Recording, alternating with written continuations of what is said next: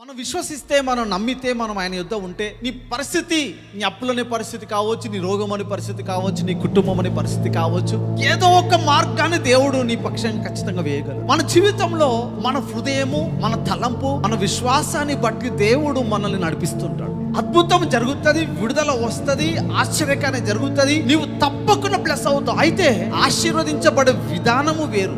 ఇక్కడ కూడా ఒక వ్యక్తికి యేసు ప్రభు ఏం చేశాడు, కన్నుల మీద ఆ యొక్క మట్టి పెట్టేసి ఏం చేశాడు, సిలోయమను కోనేటిలోనికి వెళ్ళి కడుక్కొని రమ్మని చెప్పినప్పుడు, అయితే వాడు వెళ్ళి కడుక్కొని చూపు గలవాడే వచ్చాడు. అక్కడ ఫస్ట్ పర్సన్ కి ఏమో మాటలు జరిగింది, రెండో పర్సన్ కి ఏమో చేతి ద్వారా జరిగింది, మూడో పర్సన్ దేని ద్వారా జరిగింది, కానీ కనుచూపు మాత్రం పొందుకున్నారు. ఆ హీలింగ్ అనేది డిఫరెంట్. మన జీవితాల్లో, నీ జీవితంలో నువ్వు వెళ్తున్న పరిస్థితులు ఒకవేళ డిఫరెంట్ గా ఉన్నా, నువ్వు విశ్వసిస్తే వారికి జరిగినట్టుగా జరగకపోవచ్చు, 2 రోజులలో జరిగింది, కానీ నీకు 4 రోజుల్లో జరుగుతుంది, దానికంటే గొప్పది జరుగుతుంది.